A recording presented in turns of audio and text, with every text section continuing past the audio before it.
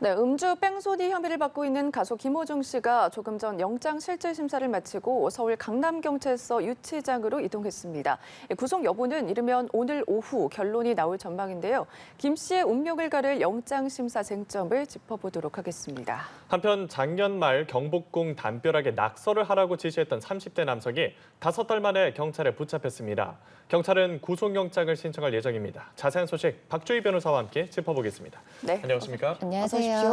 예, 김호중 씨 구속 여부를 가를 영장 실질 심사가 이제 12시 반쯤에 시작을 했고요. 1시간여 만에 이제 종료가 됐습니다. 이제 김호중 씨는 이제 끝나고 나서 강남 경찰서 유치장에 지금 도착해서 결과를 기다리고 있는 상황인데 심사를 마친 뒤에 법원에서 나온 김 씨 죄송하다, 반성하겠다 이런 얘기를 했고요. 각종 혐의에 대해서는 아무 말도 하지 않은 걸로 나타났거든요. 좀 어떻게 보셨습니까? 사실 저는 이번 사태를 보면서 좀 변호사로서 좀 안타까운 마음이 좀 들었습니다. 네. 왜냐하면 음주운전이나 교통사고나 절대 결코 가벼운 죄는 아니지만요. 사실 이 법리 다툼이 이렇게 강한 죄는 아니기 때문에 사실은 실무상에서는 굉장히 간이하게 처리를 하고 있습니다. 그래서 구속영장까지 청구되는 경우는 굉장히 드문데 네. 이렇게 상황이 이렇게까지 악화된 거에 대해서는 좀 사실은 좀 안타까운 마음이 있습니다. 예. 이제 법원의 판단이 나올 때까지 구인 상태로 강남경찰서 유치장에서 심사 결과를 대기 중인 것으로 알려졌고 구속 여부는 앞서 말씀드린 것처럼 오늘 오후 늦게 나올 전망인데 한 가지 눈길을 끄는 점이 함께 구속 예정에 또 위기에 놓인 소속사 대표와 소속사 본부장에 대해서 피의자 신문 일정이 시간차를 두고 이루어졌다는 부분이거든요. 혹시 좀 말을 맞출 것을 대비한 거라 볼 수 있을까요? 네, 맞습니다. 그 피해자 3명이 15분 간격으로 두고 심사를 진행을 했는데요. 사실 영장을 청구한 검사 입장에서 봤을 때는 지금 이 크게 쟁점되는 부분이 증거인멸과 법인 도핑 부분이거든요. 그래서 검사 입장에서는 조직적으로 넓게 보면은 법인 도피나 증거인멸죄 공범이다 이렇게 볼 수 있는 상황이거든요. 네. 그렇기 때문에 말을 맞출 가능성도 있어서 그래서 이 시간차를 두고 이렇게 심사를 진행한 것 같습니다. 네. 구체적으로 구속 여부가 언제쯤 결정될지 예측도 가능할까요? 사실 이 심사가 저희가 예상한 것보다 굉장히 짧게 끝났어요. 네. 예, 그래서 그렇게까지 이렇게 많은 양측의 공방이 있었던 것 같지는 않고요. 이제 판사는 이제 영장 청구를 받은 판사는 이 검찰 측에서 이 제출한 영장 청구서와 그리고 증거 자료를 볼 거고 또 김호중 씨 측에서 제출한 이 변호인 의견서 같은 걸 볼 텐데요. 이 서류들을 검토를 하고 문제되는 쟁점이라든지 법리 다툼이라든지 이런 부분을 보고 고민을 할 텐데요. 사실 기업 사건이나 아니면 정치인들의 뇌물수수 사건처럼 기록 자체가 굉장히 방대하거나 법리가 복잡한 건 아니기 때문에 말씀하신 것좀 이른 시간 내에 조속한 시간 내에 결과가 나올 것 같습니다. 네, 이른 시일 내에 결과가 나올 수도 있다 이런 말씀을 해주셨는데 이번에 좀 주의 깊게 봐야 될 게 검사가 직접 심사에 참석을 했고요. 수십 쪽 분량의 구속 의견서도 제출을 했습니다. 이런 상황들 어떻게 보면 굉장히 이례적이다 볼 수 있지 않을까요? 네, 굉장히 이례적입니다. 왜냐하면 이제 검사 같은 경우는 영장 청구 신청을 경찰로부터 받으면 네. 영장 청구서를 제출을 하고 관련 자료나 관련 증거들을 법원에 제출하고 실질적으로 이렇게 출석을 하는 경우는 드뭅니다. 특히 이번 사건 같은 경우는 검찰에서 수사를 한 게 이 아니라 네. 경찰에서 수사를 했기 때문에 실무적으로도 이 담당 경찰관이 가서 이제 진술을 하게 되는데 담당 검사가 직접 이렇게 진술을 하러 나갔다라는 거는 그만큼 검찰 입장에서도 구속 사유가 명백하다. 이 부분에 대해서는 사안이 중대하다. 이렇게 해석하는 게 맞을 것 같습니다. 네.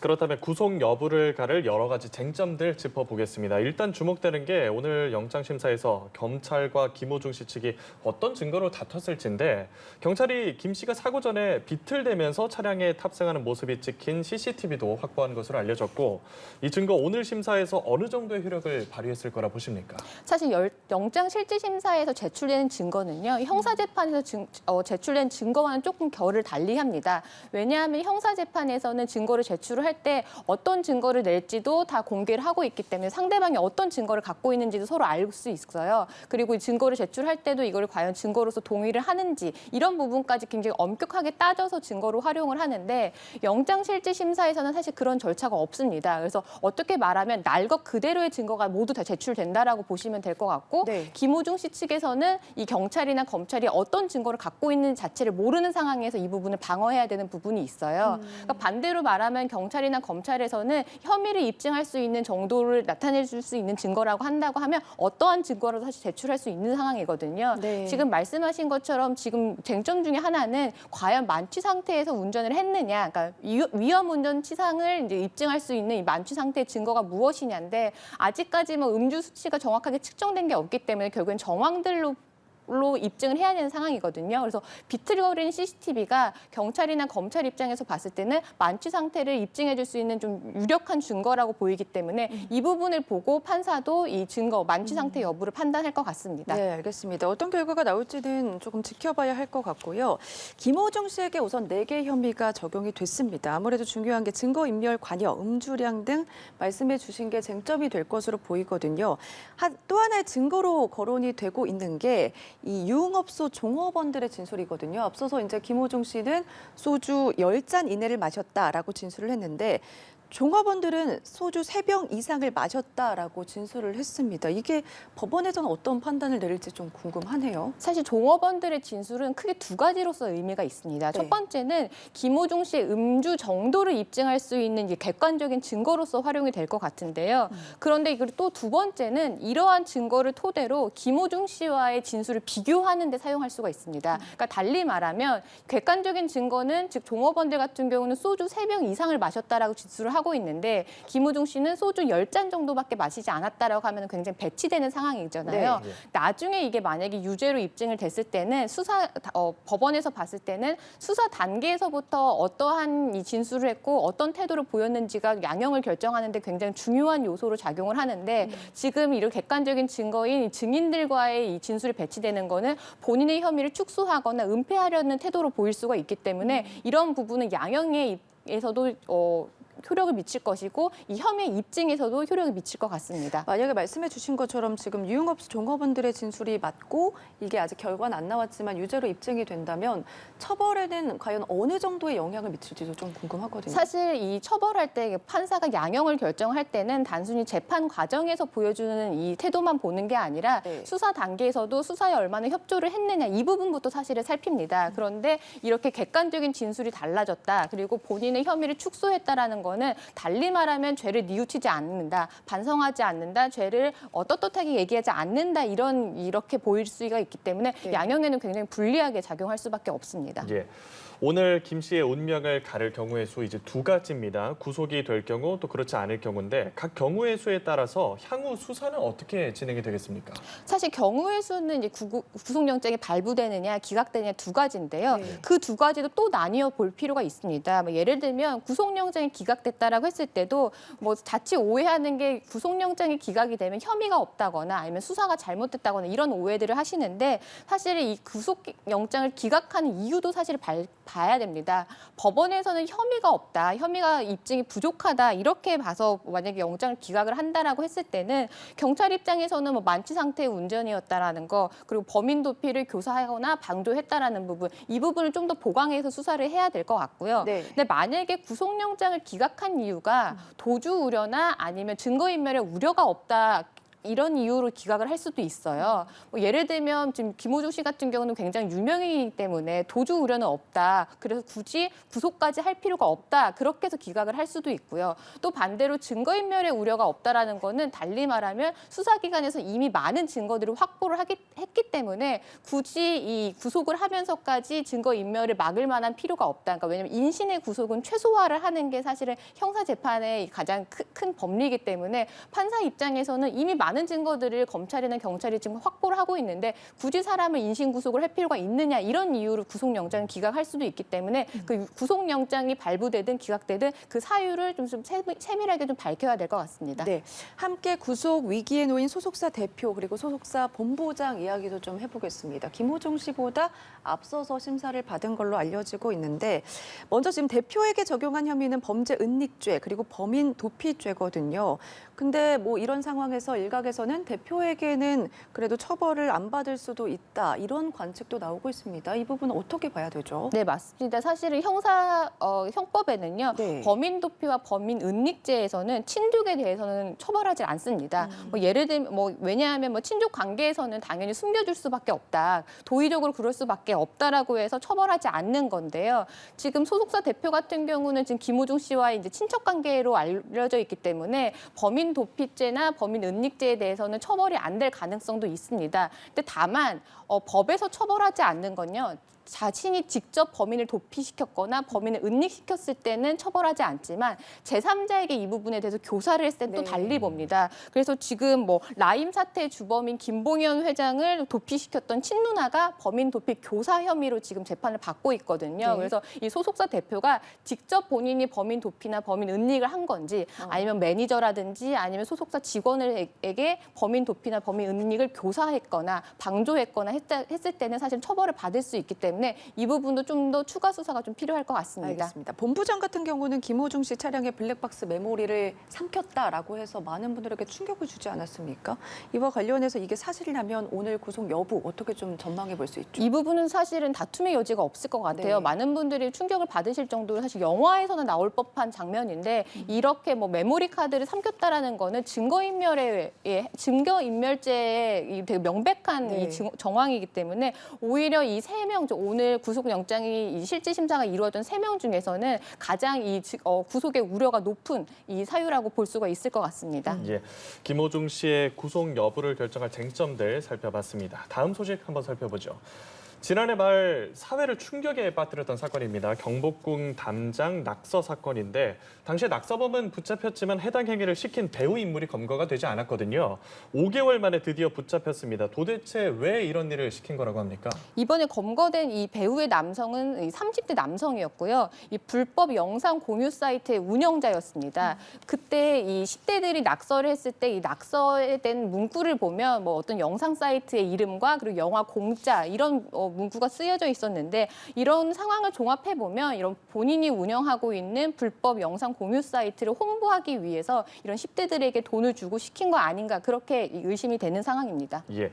그런데 직접 낙서를 하지 않았다는 점에서 이 배우 인물에게 어떤 혐의가 적용되는 건지 궁금해한데 또 지시를 받았든 안 받았든 직접 낙서에 가담한 것과 이 사건처럼 낙서를 하도록 종용한 인물의 처벌 수위는 어떻게 차이가 있을까요? 지금 이 먼저 검거된 10대들에게 적용된 혐의는 문화재보호법 위반입니다. 네. 문화재를 훼손한 경우에 적용되는 건데 이게 3년 이상의 징역에 처해지는 굉장히 무거운 범죄입니다. 그런데 이 배우의 남성은 직접 말씀하신 것처럼 직접 낙서하진 않았지만 이 10대들에게 돈을 주고 시킨 건데요. 법리적으로 보면 교사죄에 해당이 되는데요. 이 법적으로 봤을 때 직접 하지 않았다고 하더라도 다른 사람에게 범행을 시킨 것은 사실 동등한 죄질로 봅니다. 그래서 교사범도 실제로 이 범행을 저질렀던 정범과 본범과 동일하게 처벌을 받기 때문에 그리고 실질적으로 오히려 이 정황이나 죄질상으로 더 무겁게 처벌 가능성도 있습니다. 그래서 법리적으로는 이 정범과 동일하게 처벌된다 이렇게 아시면 될 것 같습니다. 네, 아무래도 지금 관심을 가는 게 비용 청구에 대한 부분일 것 같거든요. 우선 경복궁 담벼락을 복원하는 데만 넉 달이 걸렸고 비용만 하더라도 1억 원이 넘었습니다. 이 비용을 당시 낙서범들에게 받아낼 예정이라면서요? 네, 이제 국가유산청으로 지금 명칭이 바뀌었는데 네. 이 문화재청 측에서는 이 부분에 대해서 이 낙서범들에게 손해배상을 청구하겠다라는 입장입니다. 왜냐하면 이제 범죄는 일종의 불법 행위라고 볼 수가 있는데요. 민사상 이 불법 행위에 대해서는 손해배상 청구가 가능합니다. 그리고 이제 손해배상 청구의 대상도 사실상 실제로 이 범행을 저질렀던 낙서를 했던 10대들뿐만 아니라 이걸 시켰던 이번에 검거된 교사범도 어떻게 보면 공범이거든요. 공동으로 불법 행위를 저질렀다라고 볼 수가 있기 때문에 이들에게 모두 이 손해배상 청구를 할 수가 있고요. 네. 이들은 손해배상 청구를 받았을 때 모두 연대 책임을 지게 됩니다. 그래서 그 3명 중 1명이 모두가 이제 전액을 배상을 해야 되는 상황에 처해지게 됩니다. 네. 예. 낙서범이 1차와 2차 낙서 2명이거든요. 2명에게 똑같은 청구액이 적용되는 걸지도 궁금하고 1차 낙서범들의 경우에 10대인 것으로 알려지지 않았습니까? 민사소송의 경우에는 10대인 점에 어떤 영향을 받을까요? 일단 낙서범이 말씀하신 것처럼 1차범, 2차범 나뉘는데요. 1차범으로 인해서 복구 비용과 2차범 행으로 인한 복구 비용이 분리가 돼서 이게 특정이 된다라고 하면 이제 각자 이 본인이 손해를 끼친 부분에 대해서 손해배상 청구를 하게 될 것 같고요. 말씀하신 것처럼 1차 범들 같은 경우는 지금 어린 학생들입니다. 미성년자이기 때문에 과연 손해배상 청구를 하더라도 이거를 배상을 받을 수 있겠느냐 이 부분을 궁금하실 분들이 있으실 텐데요. 미성년자라고 하더라도 그래서 그 배상 능력이 없다고 하더라도 이 민법에서는 감독자의 책임이라고 해가지고 이런 미성년자들을 관리하거나 감독해야 될 의무가 있는 사람에게 이 배상을 또 청구를 할 수가 있습니다. 그래서 가장 이 직접적인 이 감독자라고 한다고 하면 이제 부모들이겠죠. 그래서 부모들 같은 경우는 자녀들을 교육하고 관리해야 되는 의무가 있는데 이런 의무를 게을리해서 이런 범행을 저지르게 했다라고 하면 그 부모를 상대로 손해배상 청구도 가능합니다. 예, 알겠습니다. 경복궁 피해 복구와 관련된 내용 좀 짚어봤고요. 다음 사건으로 좀 넘어가 보겠습니다. 대법원 판결인데요. 이혼 후에 혼인 무효가 가능하다. 대법원 판결이 나왔습니다. 어떻게 좀 바라봐야 되죠? 네, 이전에는 이 혼인 같은 게 혼인이 무효가 됐으면 사실은 혼인을 무효로 확인을 받는다라는 건 굉장히 좀 사실 실무상 어려운 네. 일인데 근데 혼인의 무효가 사유가 있다고 하더라도 이혼을 했다라고 하면 이미 혼인 관계가 해소가 되었기 때문에 과거의 혼인에 대해서 이게 무효다라는 걸 청구를 해도 사실은 법원에서는 소의 이익, 그러니까 무효인지 확인할 이익이 없다라고 해서 이걸 각하시켜 버렸습니다. 이미 이혼이 되어서 혼인이 해소되었는데 뭐 굳이 이전에 있던 혼인이 무효였는지를 확인할 필요가 있느냐 이런 입장이었는데 40년 만에 대법원에서 전원합의체로 판례를 변경을 했습니다. 네. 그래서 이혼을 했다고 하더라도 과거의 혼인에 대해서 혼인 무효가 사유가 있다라고 한다라고 하면 이 부분을 확인받을 이익이 있다라고 해서 별도의 혼인 무효 소송을 제기할 수 있다 이렇게 판단을 했습니다. 네, 그러면 또 많은 분들이 좀 궁금하실 것 같아요. 보통 이혼을 했다 하면은 뭐 저는 돌싱이에요라고 말을 하는데 이번 판례에 따르면은 앞으로는 그냥 저는 미혼입니다. 라고 말을 해도 되는 건지 궁금하네요. 네, 어떻게 보면 그게 맞는데요. 네. 왜냐하면 혼인의 무효인 것과 이혼인 거는 사실은 법리상으로 굉장히 큰 차이가 있습니다. 이혼이라고 하는 거는 혼인 자체는 유효하게 성립을 되었지만 네. 뭐 일정한 사유나 뭐 당사자의 의사에 따라서 혼인 관계를 일정 시점부터 이제 해소하는 게 사실은 우리가 말하는 이혼인 거고요. 혼인 무효라고 하는 거는 혼인의 성립 자체가 없다라는 겁니다. 그렇기 때문에 돌싱이라는 거는 우리가 흔히 말하는 돌싱이라는 거는 결혼은 했지만 이혼을 했다라는 의미고 그렇지만 혼인의 무효란다는 거는 내가 유효한 혼인 자체의 관계를 한 번도 가진 적이 없다라는 의미이기 때문에 말씀하신 대로 해도 사실은 법리적으로 틀린 거는 아닙니다. 네, 그럼 예. 기록에서도 좀 사라지게 되는 거예요? 네, 가족관계 등록부도 정정을 할 수가 있는데요. 그거는 이제 사실은 좀 사유에 따라 좀 다릅니다. 만약에 범죄로 인해서 그러니까 자신은 혼인의 의사가 전혀 없는데 다른 사람이 나를 납치했거나 강제로 혼인을 하도록 했다라고 했을 때는 가족관계 등록부를 했을 때 그게 바로 말소가 됩니다. 네. 그리고 다른 이유로 혼인 무효의 판단을 받았을 때는 기존에 이제 가족관계 등록부에 있던 혼인 기록을 지워지고 그게 어떤 사유로 지워졌는지 이런 부분이 병기가 되거든요. 그래서 즉 가족관계 등록부는 정정할 수 있다 이렇게 이해를 하시면 될 것 같습니다. 예. 이번 판결 이후로 혼인 무효에 관심 갖는 분들도 생길 것 같은데 모든 경우에 다 혼인 무효 판결을 받을 수 있는 건 아니잖아요. 어떤 경우에 혼인 무효 사유에 해당이 될까요? 사실 아까 초반에 잠깐 말씀드렸지만 실무적으로 혼인 무효를 판단을 받는 게 사실 결코 쉽지는 않습니다. 왜냐하면 이 민법에 혼인 무효를 할 수 있는 요건이 굉장히 명백하게 규정이 되어 있거든요. 가장 이 기본적인 거는 이제 혼인의 합의가 당사자끼리 없을 때, 뭐 예를 들면 혼수 상태에 있는 사람과 혼인을 했다라고 했을 때는 이건 누가 봐도 혼인의 의사가 없다라는 게 명백하거나 아니면 뭐 납치나 약취로 인해서 강제적으로 혼인 관계가 유지가 됐다라고 했을 때는 이 부분도 사실은 당사자 간의 합의가 없었다라고 보이고요. 네. 또 하나는 이제 8촌 이내의 혈족 관계는 사실은 법에서 금지하고 있는 근친혼입니다. 이런 경우에는 혼인 무효인데 최근에 이 부분에 대해서 헌법재판소가 헌법 불합치 결정을 해서 이 8촌 이내의 혈족에 대한 혼인 무효 규정은 이제 바뀔 예정인데요. 이런 명백한 규정이 있어야지만 혼인 무효 소송을 제기를 할 수 있고 법원에서도 좀 판단을 하고 있습니다. 네. 규정이 명백한 만큼 이 여파는 상당하진 않을 것으로 보이네요. 네, 실무상 혼인 무효가 인정되는 경우는 굉장히 드물고요. 뭐 근친혼 관계 같은 경우는 그 명백하기 때문에 이거는 사실은 뭐 법원에서 판단하기 쉽지만 혼인의 의사가 당사자 사이에 과연 없었느냐 이 부분을 현재 시점에서 그 과거의 시점으로 봤을 때 판단하기가 쉽지는 않습니다. 그래서 아까 제가 잠깐 예시를 들어드렸던 것처럼 뭐 혼수 상태였다거나 이런 경우는 사실 명백한데 그게 아니라 나는 이 사람과 결혼할 의사가 없었어요. 나는 결혼하고 싶지 않았는데 결혼한 거예요. 이런 뭐 진술이나 이런 주장만으로는 법원이 쉽게 인정하지 않기 때문에 이런 판단이 뭐 이번에 대법원의 전원합의체 판단이 있다고 하더라도 실무상 혼인무효가 인정되는 가능성이 높아지는 건 사실은 아닙니다. 네.